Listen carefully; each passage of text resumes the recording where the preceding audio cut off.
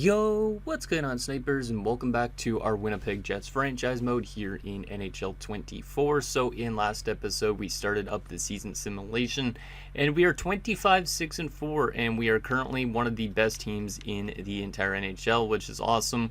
But the one thing that is kind of a little bit interesting is still that dilemma that I mentioned a few episodes back about potentially moving out guys like Cole Perfetti. Now, I think I know exactly what we need to do to get Groshek into our top six, and that's basically moving out Perfetti. Basically, what I plan to probably do is I probably plan to move Stankoven to being our second line center, even though he's leading our team in points at the moment. And then Irving will go up to the top line left wing. Groshek will go to the second line left wing. Kagerodov will go to the third line left wing.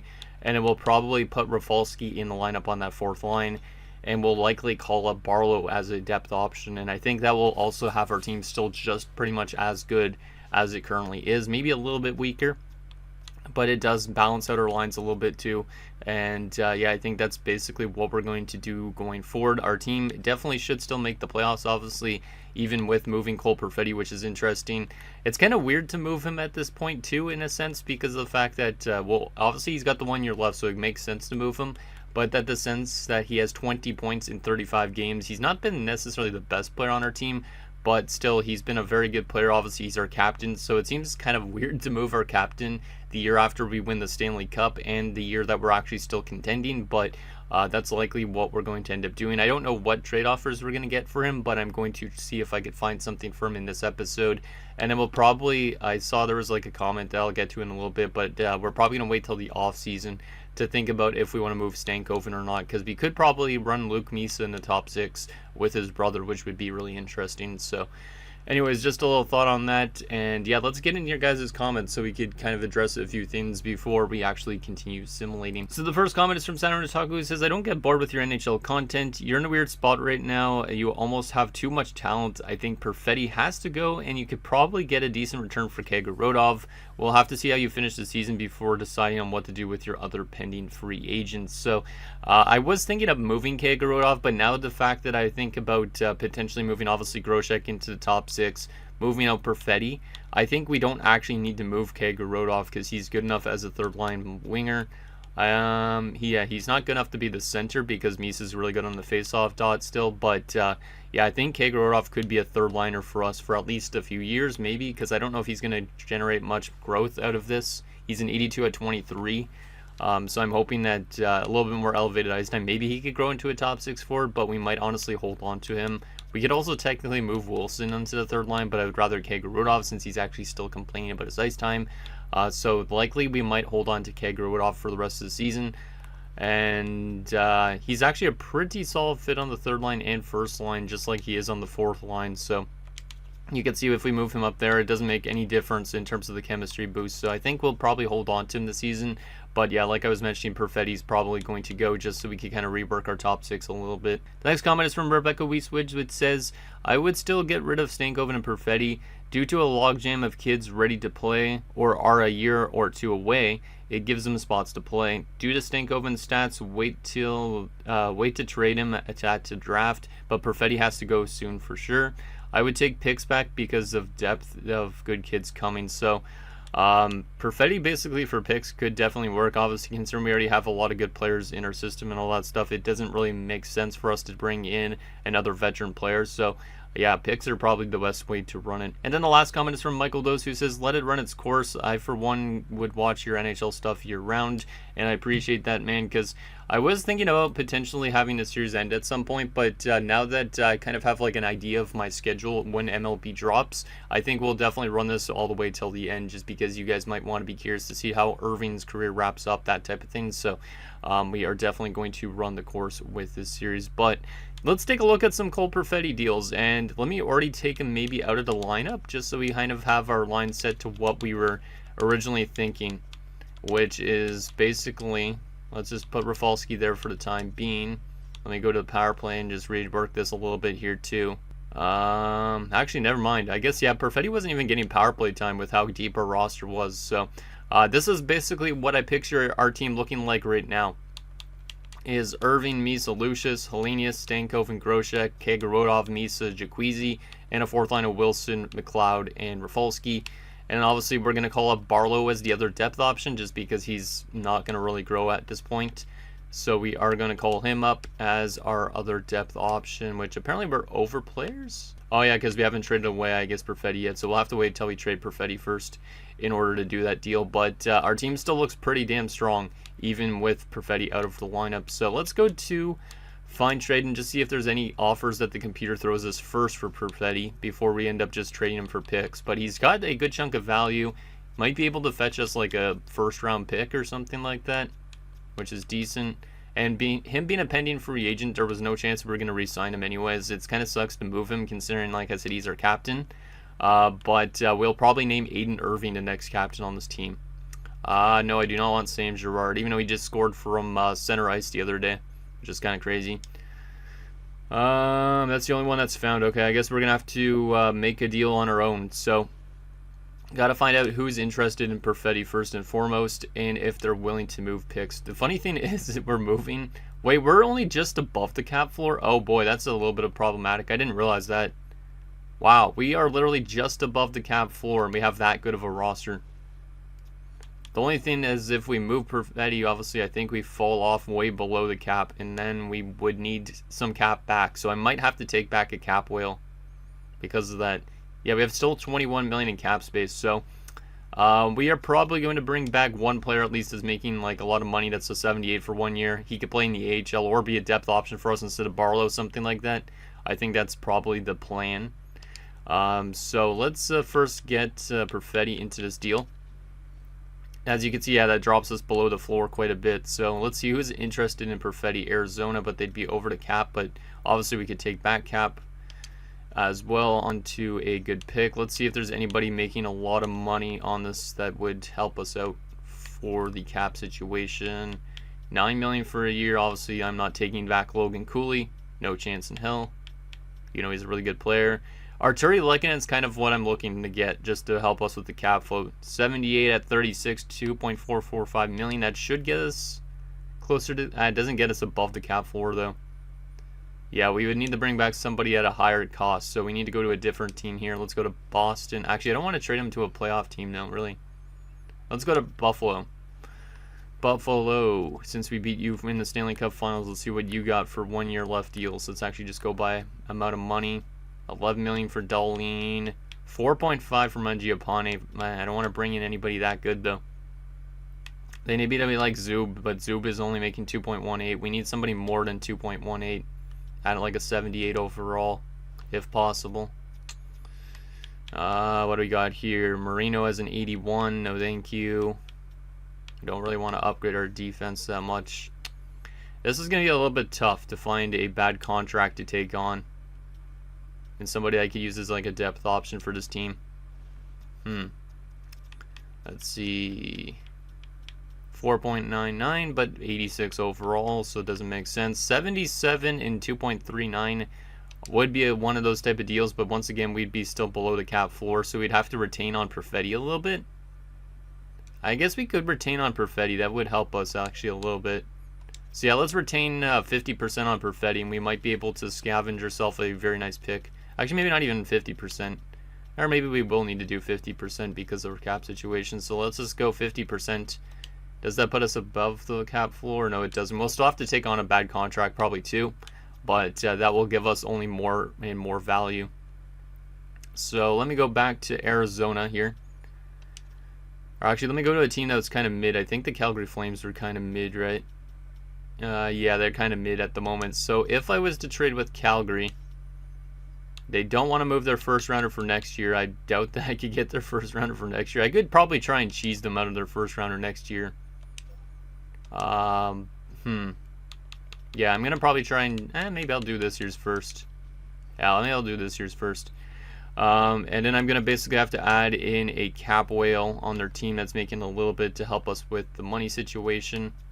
So if we go to 1 year left deals, who is the one that I could take on here? Otto Stenberg's too good. Not looking really for that type of option. Let me just go by trade value. Maybe that'll be a little bit easier. There's gotta be someone here, right? 77. Not making a lot of money though. There's one, Anthony Mantha, I guess. I guess he could be a depth option for us instead of Barlow. Yeah, I guess we'll take on Anthony Mantha. We'd be still under the cap space? What do you mean we'd be under the minimum cap? We're bringing in $5 million bucks. Huh, that's a bit weird.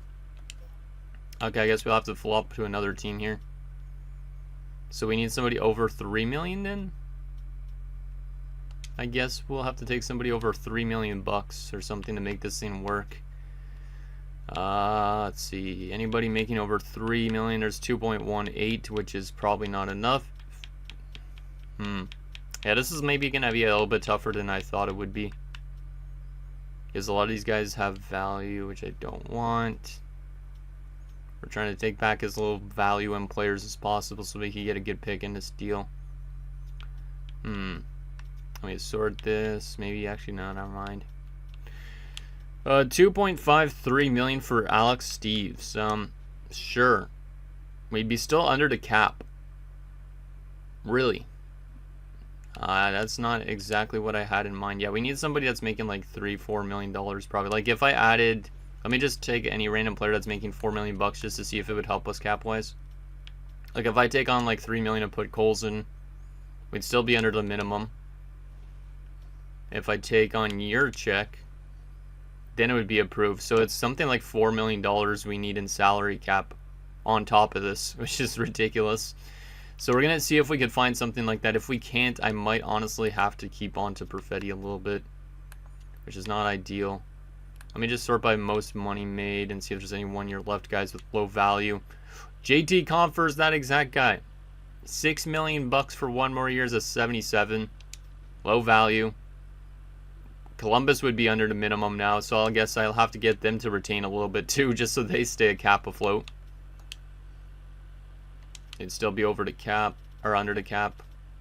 Let's go 20%. Still under the minimum. I guess they're using him as a cap whale, it seems like. This is going to be a little bit tricky. Now we're under the minimum cap. Oh no. Yeah, we're at this point, this is going to be too tough. We're still under the cap. 34, we'd be under the cap. 32, Columbus would be under the cap. What about 33? Columbus would be under the cap. One more up. Winnipeg would be under. Yeah, see, I can't do it. Because regardless, one of these two teams would be under the cap. Well, that sucks. Thought that would have worked out, but I didn't realize Columbus was that low on cap space, too. Or that they were at the minimum. Okay, this is going to be interesting trying to figure this deal out. Like, we're going to probably be negotiating for at least half this episode at this rate. But that's okay. You guys are going to see some due diligence that might work out in our favor. Christian Dvorak's another one of those guys. 4.895. That might help. Hey, it is approved. Okay. So we might be able to do something here at the Dallas Stars, which is in our division, so I don't really like that. But we will be able to bring in Christian Dvorak to help with the cap situation. And in Dallas, do you have a first-round pick on the block? You don't.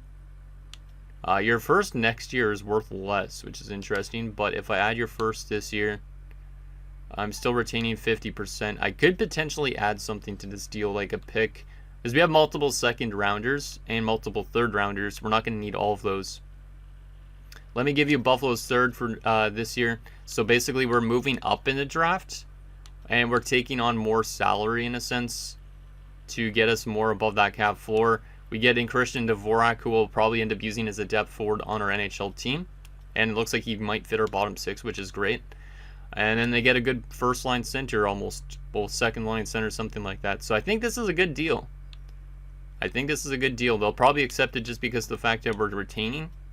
I feel like I might be able to get a little bit something more back in this deal. Maybe I don't even need to give up that third-rounder. Let me try without the third-rounder first. And we'll see if this gets it done. So Perfetti to Dallas, will this work? That's accepted. So yeah, we didn't even need to add that third rounder. So Cole Perfetti has been dealt. Our captain is gone off to Dallas within our division. I think that's a decent move for our team to make. We get a first round pick in that deal. and we're still a very good team on paper, which is awesome to see. So we will have now Dvorak likely as a depth option, which is not the best depth forward in the world, but it gives us a little bit more depth. And like we are using Rafalski at the moment, but we could always put Dvorak in instead of him if we want to, because Dvorak is a two-way forward and he also can win face-offs. He's actually a really solid fit for that fourth line, so I'm kind of debating about putting him in over Rafalski, but for right now, I like Rafalski a little bit better just because of the offense, but actually maybe not. Maybe we'll put in Dvorak just to help us out defensively, because I think that could help us out a bit. Yeah, I think that's good. So we have Dvorak and McLeod, and Wilson's down there now. Yes, that leaves Rafalski scratched again, but I think Rafalski would be better in a top 6 role if there was an injury to like Irving, for example. So there's going to be our new look team without Perfetti, and it looks still very, very good on paper. And we also have now an extra first-round pick. So we're doing some really good work here, I think, with this series so far. The next thing I wanted to do is do the captaincy. Did it change Irving to the captain already? No, he's still alternate. It didn't give an A to anybody else. That's interesting. So we only have 2 alternate captains at the moment. So who wants to be the 3rd alternate on this team? I'm trying to think. Groshek's still a little bit young. Stankoven is only going to be here till maybe the off season. So maybe he gets a letter. Yeah, I think it's going to be Stankoven. But we should probably give a defenseman one like Kyrou. Yeah, Kyrou is more in our long-term plan. Actually, no, he's a penny free agent too. I don't want to give it to Vandermeer yet. I'm going to give it to Stankoven just for now, because I think once he leaves this offseason, if we trade him away, then we could give it to somebody else. But for now, the new captain of your Winnipeg Jets is going to be Aiden Irving. This guy's deserved it. He's been a very good player, and I really like him. Obviously, we could have went with Michael Misa, but yeah, Aiden Irving, the new captain of your Winnipeg Jets. I think that was a good move for the team. Let's continue simulating now and see what our team does without Cole Perfetti, and hopefully we do not fall off too much. But I do think this move makes our team a little bit better, and it also gives a big opportunity to Philip Groshek now, because now Philip Groshek will be in our top 6 and be getting power play time, and I'm hoping that his goal scoring goes off. So before he moved into the top 6, how much goals did he have again? 14 goals in 35 games. So we'll see if he's able to have a better pace on that top 6. Because now he's playing with Stankoven and Hellenius, 2 really good passers. So, well, at least Hellenius is. I think Stankoven is too. But very excited to see what this team does now. I don't know if there's any moves we're going to make, but we're going to simulate up to the trade deadline in this episode. And next episode will be the trade deadline, I guess, and the rest of the season sim. But I am curious to see what this team could do here leading up to the deadline, as Michael Misa's injured with an injured arm. Are you serious? So the day after we trade away one of our best centers, we lose one to injury. Well, that's not great. Let's just go replace player for a second here. And Vandermeer has accepted that extension, so I gave him an extension in the last episode. And Vandermeer will be on for 8 years, which is awesome. Love to see that. Good to see players committing to the team long term. So I guess for now we'll just go something like this. Yeah, we'll go something like that, I guess, for now. How good is Cam's face-offs? They're actually not that bad. Yeah, I guess we'll keep them there. So yeah, we'll just do that for now, just while Michael Meese is out. He's not out that long term, I think it was, so at least that's not bad, but we'll see how our team could do here with those adjustments. I think we're going to definitely fall off a little bit, but our team is still very strong on paper. Obviously, that injury to Misa, I think, is going to hurt us a little bit more than the loss of Cole Perfetti, because we've lost 2 straight games. There's a win, though, over Seattle, and they immediately want to trade for one of our prospects afterwards, which is kind of funny. And Michael Misa has returned. Good. I wonder if Cam actually picked up any points or not. No, he did not, but he was a +1, so at least that's good. So Michael Misa is back. We'll get him up in our lineup, obviously. It's kind of interesting seeing him and his brother down the middle. I like it. Yeah, and once Stankoven is gone, I guess we could promote Luke Misa into our top 6 if we want to, or something like that. We got some options definitely to do with this team, and having an extra first-round pick is really nice. And now Logan Scarlett has been injured with an injured ankle, so that's our young backup goaltender. So we're gonna have to call up ourselves. I guess King's gonna get his opportunity. Yeah, I guess we're gonna go with King. He doesn't go through waivers, so that's good, and it'll give Lorkainen some opportunity to play potentially in the AHL. So Stanley King getting called up a little bit faster than normal, but it's going to be interesting to see if he gets any games in, as he is maybe one of our future goaltenders. And it will be Grant and Lorkainen. There you go. Perfect. All ready to go. Let's continue assimilating and see if we could get some wins here. We do not need to claim this Bertucci guy. It's a cool last name, but no thank you. Our team's still winning games good, and now Scarlett has returned, so I don't even know if King got any games in. Did he get it? Oh, he did. Stanley King played his first NHL game and it only allowed 1 goal through 60 minutes, so shout out to Stanley King. He'll be going back down to the AHL, but hopefully he will be in the NHL relatively soon. But then again, we have a little bit of a goalie dilemma too, because we have him, Scarlett, and Dag, who are all elite goalies. So it's like, which one do we move out? We're going to have to come to that decision once we get to that point. Okay, so Lorkainen comes out. Stanley King comes back in. Perfect. Let's continue to assimilate. It's really good to see that our team is still winning games, even with losing Perfetti and whatnot. Irving has been injured with a mild concussion. That's not great. So that's the second time Aiden's been injured this season. Scarlett is back to full health, which he's already in the lineup, so that's okay. But yeah, Irving's been injured multiple times this season, so hopefully he's not going to become a little bit more injury prone, because he's probably one of my favorite players in the series, and that's probably also why I promoted him to the captaincy. I think he definitely deserves it. So there is that. Let's continue assimilating. Let me stop the sim because I can't see what is happening. There you go. Final 3 games of the month. We're not still doing obviously as good as before, but that's okay. And now Christian Dvorak has been injured. Let's just go replace player because we brought him in only as a cap whale, but he has been playing. So we're 34-12-4 at the start of February, as Christian Dvorak is already back apparently, which is good. So that will take out Cam, and Dvorak will get back in. The good thing with Dvorak is he can play center and left wing, so we can kind of move him around wherever we want. So I like that a bit. Gives us a bit also more veteran presence on that fourth line. So yeah, 34-12-4. We have fallen off from first in the Central to second, but that's okay. And we're still in a very good spot because the last wildcard spot in the Eastern Conference is on 56 points. And Dallas is way out of a playoff spot at the moment. They're at 48 points. I mean, they can get back into the playoffs, but they're mid right now. They're 20-20-8. They have played one of the least amount of games, so we're just hoping that Dallas misses the playoffs, obviously, with that first-round pick we acquired. And yeah, let's, I guess, continue simulating here. Let's go to the 1st of March.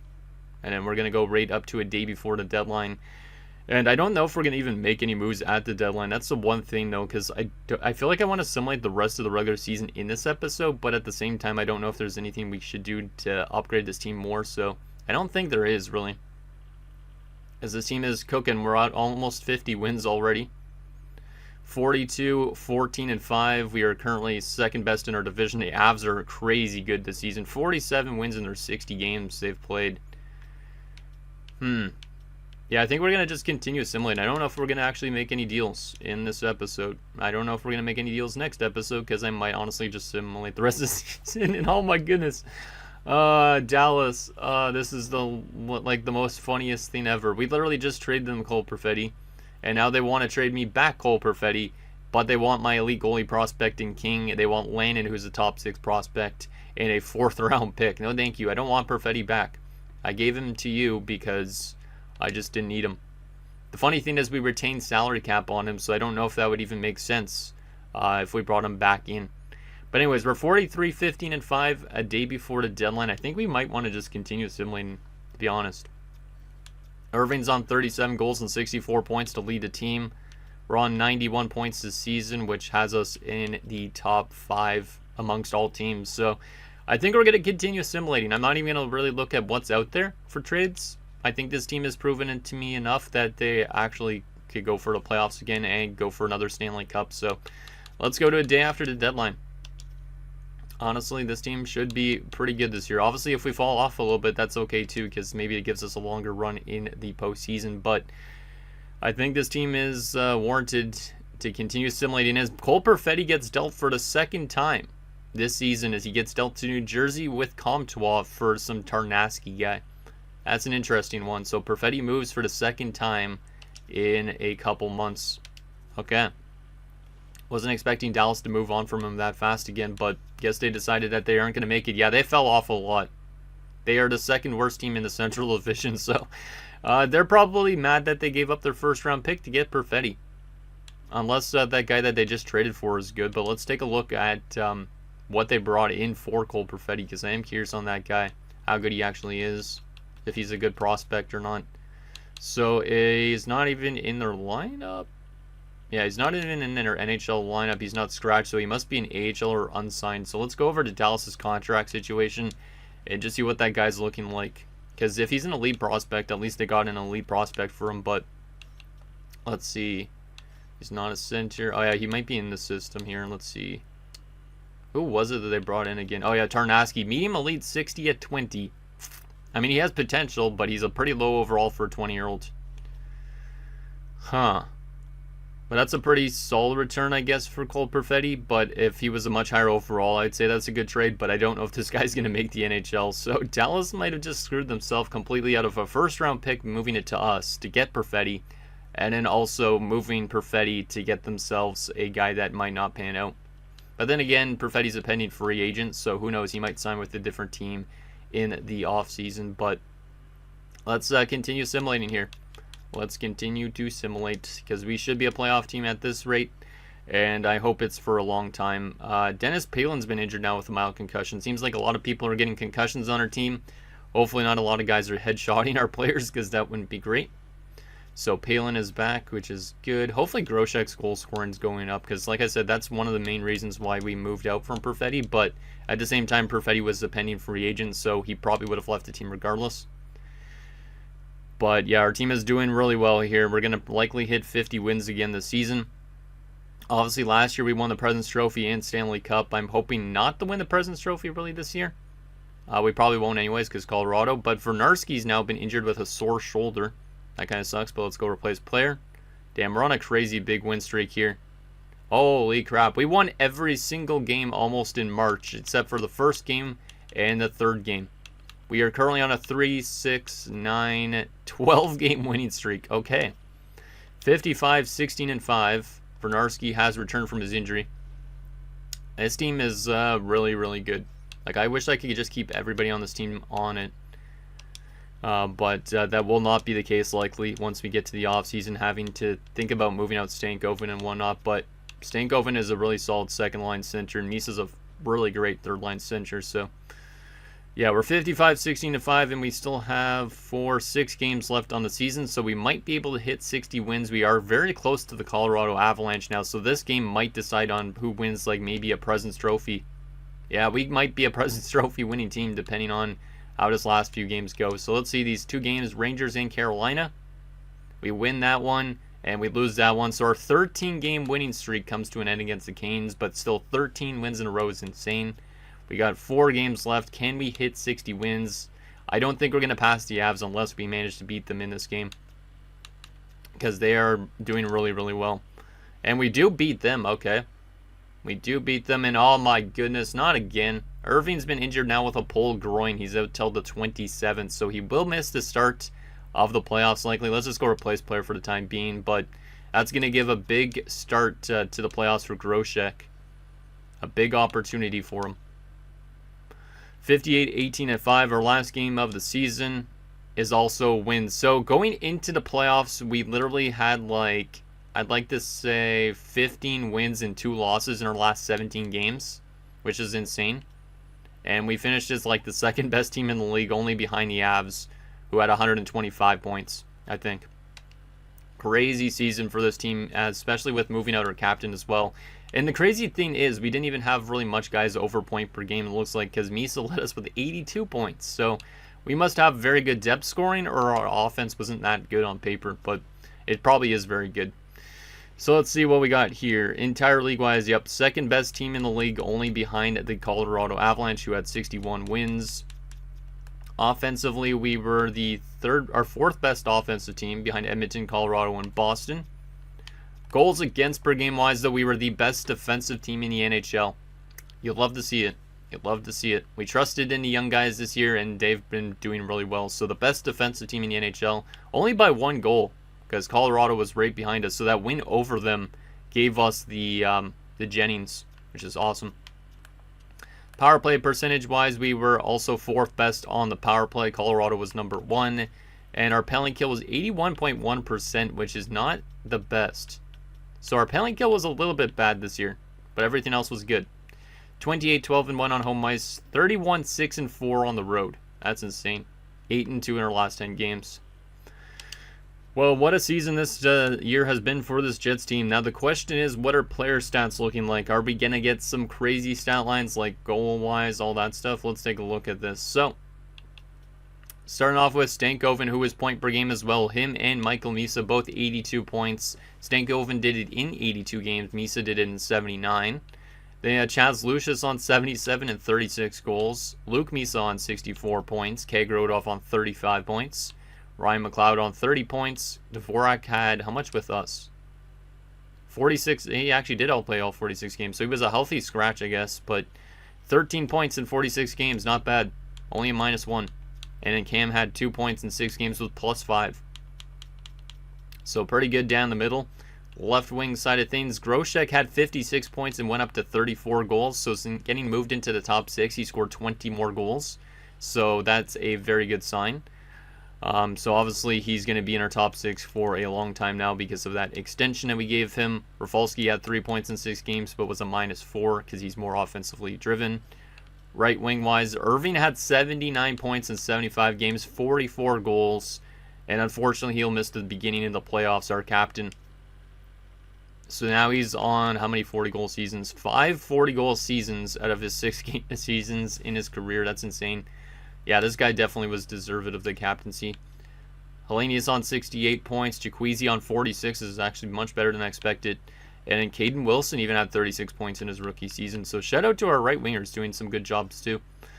Defensively, Kyrou on 55 points plus 45. And this is why we locked up Will Vandermeer to that 8-year extension. 44 points and a plus 27. He's going to be probably the guy going forward once Kyrou's gone, if Kyrou leaves this offseason. But yeah, Kyrou might want to get paid some big bucks this offseason. Galvis on 24 points plus 7. Louis Var on 19 points plus 19. Palin 17 points plus 25. Vernarski 13 points plus 16. And Rantanen even had 2 points in 5 games and was plus 5. So defense really helped out a lot with the offensive load. Goaltending wise, we were the best defensive team, and we had good goaltending stats from both goaltenders. Gabriel Dag was 43, 15 and 5 with 5 shutouts, a .915 save percentage, and a 2.61 goals against average. And rookie Logan Scarlett, 15 and 3 with 1 shutout, and .913 save percentage, and a 2.64. So both goalies did very good as well, and obviously that is going to win them the Jennings.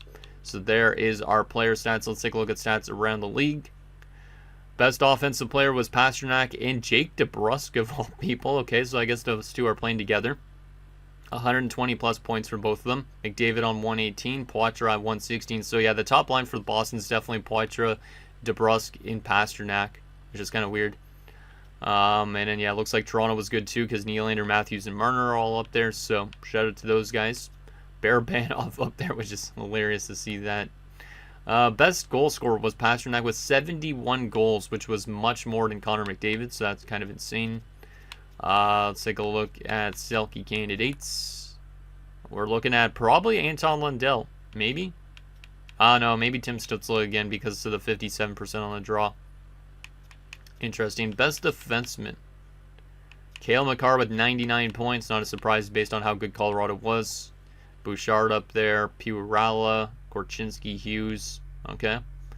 Best goaltender in terms of wins was Skinner with 50 wins. Most shutouts, Vorobiev in Montreal 7, but he had a 500 record.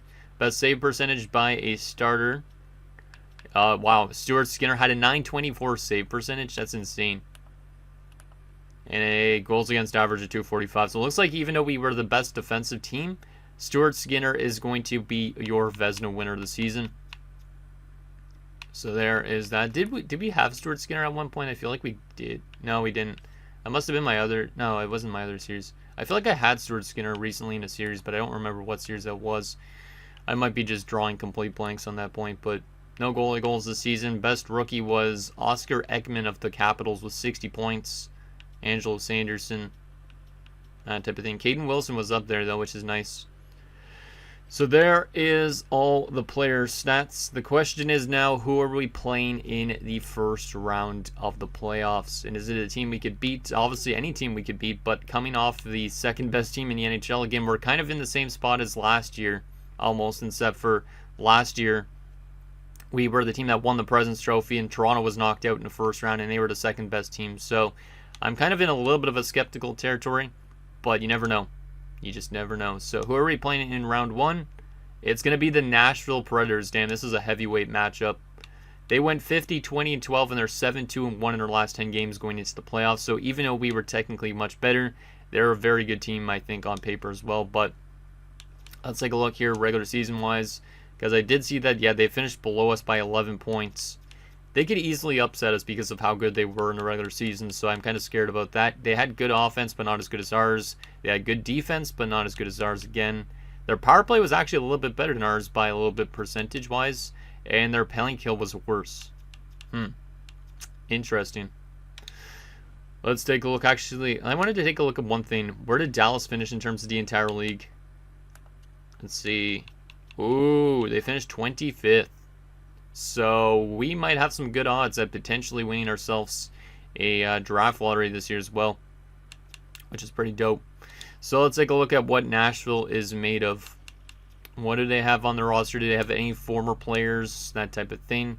I don't know if I remember making any trades with them other than the one for Yakula, but I don't know if if they would still have who we moved for them. First line, Avery Boynton, Roy Motto, and Shane Collins. That's a fucking crazy top line, man. Some of these teams in this franchise mode are ridiculous. That's a really crazy top line. All 90 plus overall. Second line, Maxim Jas, Greg Gill, Joachim Kimmel. Really good second line. Third line, Reed Schaefer, Jonathan Berggren, and Nikita Kucherov at 38. That's a really good top 9. And a fourth line of Engvall, Lavoie, and Melanson. Yeah, that's a very good team in terms of offense, at least. Defensively, they have Samuelson and Pirala, who we just saw was up there in points, I believe. Yeah, 80 points this season. So they do have a guy that could drive the offense from the back end a bit. They also have AJ Couturier, Pat Garvin, Josh Morrissey at 37. That's where he signed after he went from San Jose. Actually, he got dealt from San Jose this season. Interesting. So he actually had 57 points this year. And we know Morrissey could bring the offensive load. He was obviously on one of our cup-winning teams. And they also have Ville Ottavainen. So that's a pretty okay defensive core. Morrissey and Pirala will definitely bring some offense. The other guys are probably more defensively oriented. Goaltending-wise, Kim Rodin. How good is this guy? He's okay. He has played in the playoffs before, and he was really good. And then they also still have UC Saros at 36 years of age. We know that UC Saros in real life is a very good goaltender. He played a lot of games this year as well, so they kind of split the duties, it looks like. His playoff numbers, though, in this franchise mode have not been very good so far up to this point.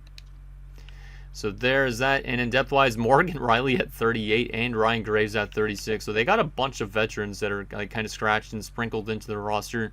Very interesting team. Very interesting team. One last thing I wanted to take a look at, though, is also the New Jersey Devils here quickly, their player stats, because I am curious on how good Cole Perfetti did with New Jersey and obviously with Dallas as well. Because obviously he got moved 2 times in the same season, which is kind of hilarious. So let's see. Perfetti. How good did he do? Seems weird that he played with 3 teams. So we moved him to Dallas. He picked up 19 points in 27 games, was -9, no. And then Dallas was not doing well, so they moved him on. He goes to New Jersey, picks up 20 points in 19 games, and was a +8. So likely New Jersey is a playoff team, which is kind of scary because obviously if we get to somehow a cup finals against them, then we have to face him, which is interesting. Yeah, they are playing Buffalo in the first round, which they're currently trailing. Okay, well, anyways, guys, that's going to do it for this episode of our Winnipeg Jets franchise mode. So in next episode, we'll take it to the first round of the playoffs against the Nashville Predators as we look to obviously get our second straight Stanley Cup. That's pretty much the goal with this team. And yeah, obviously get some more valuable experience for some of the younger guys that weren't on this team last season. So anything down below, and I'll see you guys next time.